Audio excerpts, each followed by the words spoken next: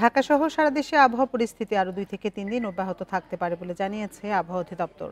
খুলনা বিভাগ, গোপালগঞ্জ, পটুয়াখালী ও কক্সবাজারে চলমান মৃদু থেকে মাঝারি তাপপ্রবাহ দুপুরের পর থেকে কমতে পারে বলেও জানিয়েছেন আবহাওয়াবিদরা। বান্ডেল থাকলে প্রতি সেনমানিতে টাকা বাঁচবে। বিকাশ সেনমানি বান্ডেল কিনে জিতুন প্রতি লেনদেনে।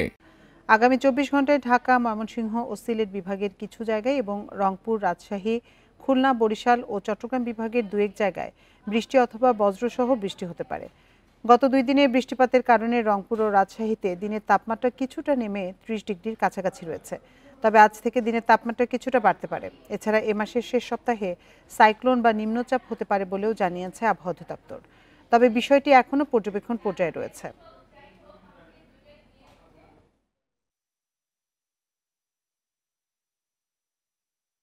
ময়মনসিংহ, সিলেট এবং ঢাকা বিভাগের কিছু কিছু জায়গায় এবং রাজশাহী, রংপুর, খুলনা, বরিশাল, চট্টগ্রাম বিভাগের 2-1 জায়গায় বৃষ্টি অথবা বজ্রসহ বৃষ্টিপাতের সম্ভাবনা আছে।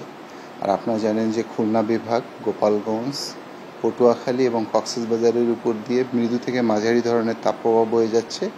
তো এটা হচ্ছে কিছু কিছু এলাকা থেকে আজকে প্রশমিত হওয়ার সম্ভাবনা আছে।